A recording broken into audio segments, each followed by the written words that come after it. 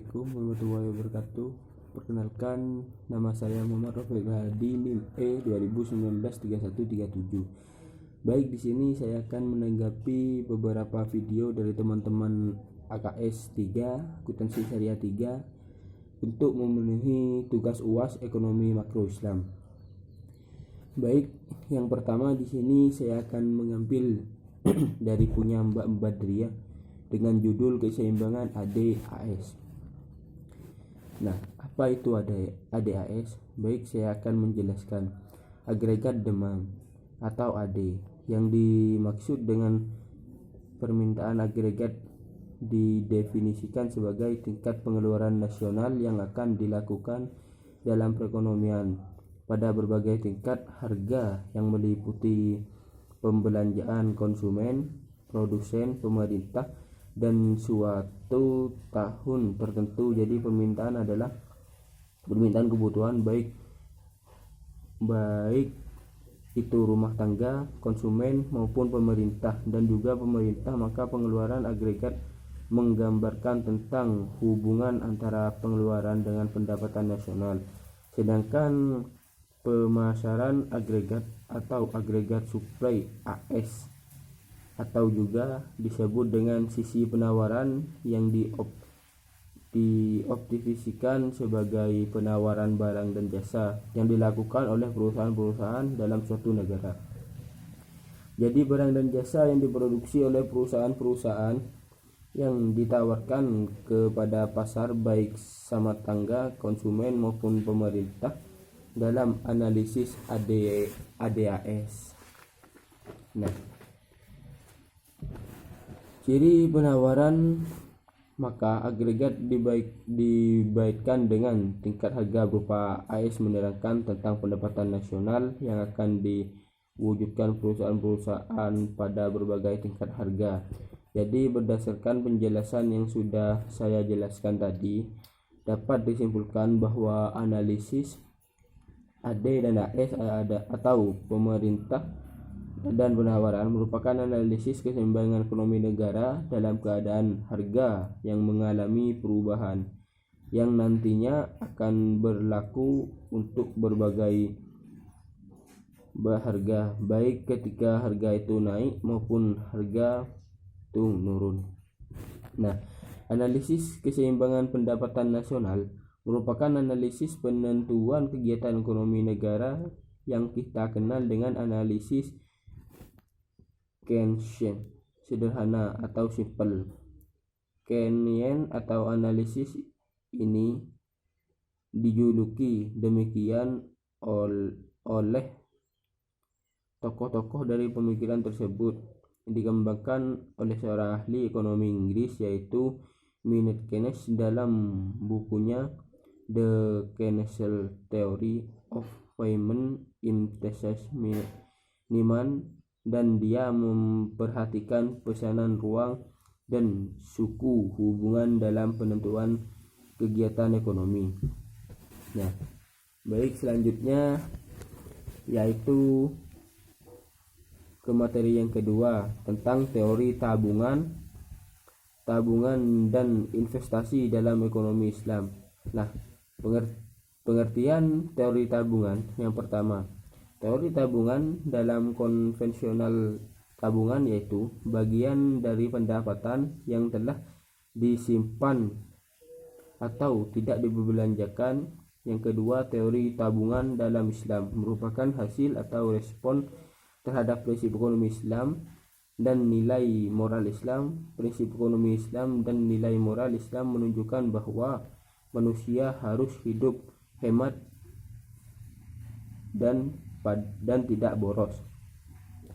Kemudian pengertian teori investasi yang pertama. Teori investasi dalam konvensional didefinisikan sebagai peningkatan fungsi dalam persediaan modal yang ada. Yang kedua, teori investasi dalam Islam. Teori investasi yang menggunakan metode ekonomi Islam tentunya berbeda dengan teori investasi tradisional perdagangannya. Fungsi investasi dalam ekonomi tradisional dipengaruhi oleh suku bunga. Nah, dipengaruhi oleh suku bunga yang tentunya tidak berlaku untuk metode ekonomi Islam. Kemudian faktor-faktor yang mempengaruhi seseorang menabung dan berinvestasi. Yang pertama, faktor yang mempengaruhi tabungan dalam konsep ekonomi konvensional diantaranya kenyataan yang berkumpul, suku bunga, sikap berhemat, keadaan perekonomian, distribusi pendapatan, dan tersedia tidaknya dana pensiun yang mencukup. Yang kedua yaitu faktor menabung dalam konsep ekonomi Islam, diantaranya waspada terhadap ketidakpastian di masa depan, kemudian bersiaplah untuk pembelian barang konsumen di masa mendatang. Dan yang terakhir yaitu akumulasi kekayaan. Yang ketiga, faktor-faktor investasi dalam konsep ekonomi konvensional, diantaranya yang pertama, tingkat keuntungan yang diramaikan akan diperoleh dan suku bunga, kemudian ramalan mengenai keadaan ekonomi di masa depan, kemajuan teknologi, tingkat pendapatan nasional dan perubahan-perubahannya, dan yang terakhir, keuntungan yang diperoleh perusahaan. Yang keempat yaitu faktor investasi dalam Islam. Yang pertama, memperlakukan sanksi kepada pemegang akses dengan kapasitas produksi rendah atau kapasitas produksi tinggi. Yang kedua yaitu segala bentuk sejenis perjudian dilarang. Yang ketiga yaitu tingkat bunga berbagai pinjaman adalah 0. Nah, lanjut kepada materi yang ketiga yaitu uang dan fungsinya. Ekonomi makro Islam. Saya mengambil materi ini dari Mbak Dewi Mehrin. Yang pertama yaitu pengertian uang. Pengertian uang dalam ekonomi Islam secara etimologi berasal dari kata anahtidu dan jaminan, adalah angkut pengertian. Ada beberapa maknanya. Attitude berarti yang baik dari di saham, menggenggam dirham dan membedakan di dirham, dan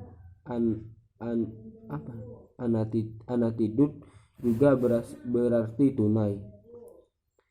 Dan pengertian uang dalam ekonomi konvensional menurut Robert dalam bukunya Money menyatakan uang adalah segala sesuatu yang umum diterima dalam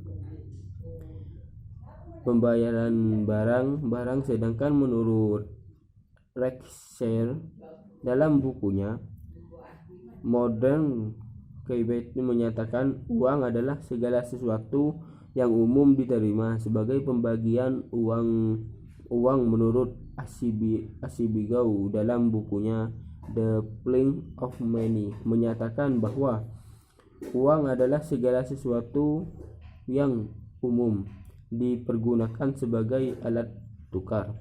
Sebagai definisi mengenai uang di atas, dapat disimpulkan secara keseluruhan bahwa yang dimaksud dengan uang adalah sesuatu yang dapat diterima umum sebagai alat pembayaran maupun jasa, alat tukar, dan alat yang digunakan untuk membayar uang. Nah, selanjutnya pemateri yang keempat yaitu kebijakan fiskal dalam ekonomi Islam. Saya mengambil materi dari Mbak Fatih. Dalam makalah tersebut dijelaskan apa itu kebijakan fiskal, apa saja tujuan kebijakan fiskal, apa saja jenis-jenis dan fungsi untuk apa, dan instrumen kebijakan fiskal dalam ekonomi Islam itu seperti apa. Kesimpulannya yaitu kebijakan fiskal dapat diartikan sebagai langkah-langkah yang diambil oleh pemerintah untuk mengubah sistem pengeluarannya untuk mengatasi masalah perekonomian. Ada perbedaan dasar dari kebijakan perekonomian. Ada perbedaan dasar dari kebijakan fiskal. konvensional itu memaksimalkan kemaslahatan individu dalam kehidupan tanpa memperhatikan kebutuhan spiritual manusia. Nah, baik, selanjutnya saya akan menanggapi materi yang terakhir dari Mbak Zamrotul, yaitu kebijakan moneter dalam ekonomi Islam. Nah, kebijakan moneter adalah kebijakan pemerintah untuk mengatur uang yang beredar. Pengaturan uang yang beredar pada masyarakat diatur dengan cara menambah atau mengurangi jumlah uang yang beredar. Kebijakan moneter juga digolongkan menjadi dua expand, yaitu ekspansif dan kontraktif. Ada 4 instrumen utama untuk mengatur jumlah yang beredar, yaitu operasi pasar terbuka, fasilitas distrukturasio, cadangan wajib, dan juga himbauan moral. Baik, sekian video tanggapan makalah dari beberapa teman-teman AKS akuntansi 3 untuk memenuhi tugas UAS ekonomi makro Islam. Kurang lebihnya mohon maaf. Wassalamualaikum warahmatullahi wabarakatuh.